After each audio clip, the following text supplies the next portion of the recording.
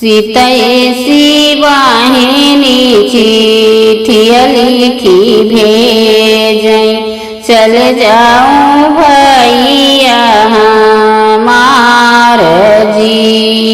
सीतैसी वाहिनी चिट्ठिया लिखी भेजई, चल जाओ भैया हमार जी।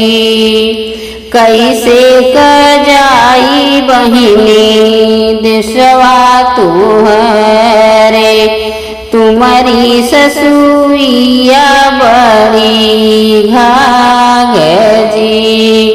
तोहरी ससुइया बड़ी घाघ जी, हमारी ससुइया भैया गंगा यमुना।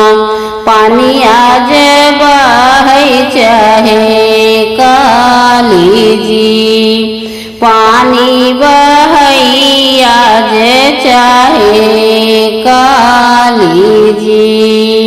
सीतैसी बहिनी चिट्ठिया लिखी भेजई, चल जाओ भैया हमारे ससुराल जी।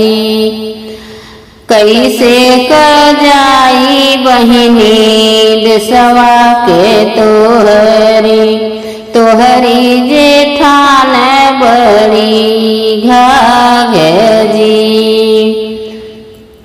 हमारी जेठानी भैया दुई हिस्सा करी हैं, आज लिए हैं चाहे काली जी।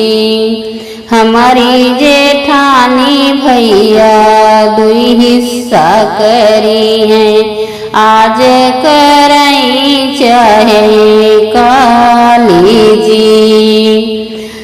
सीतैसी बहिनी चिट्ठिया लिखी भेजई, चल जाऊं भैया हमार जी। चला जाया भैया हमार जी।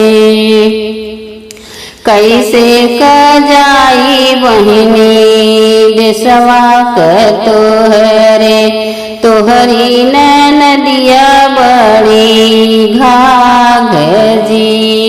हमारी नदिया भैया ससुरे चली जाई हैं, आज जाई चाहे काल जी। आज जाई चाहे काली जी। सीतैसी वाहिनी चिट्ठिया लिखी भेजई, चल जाऊं भैया हमार जी।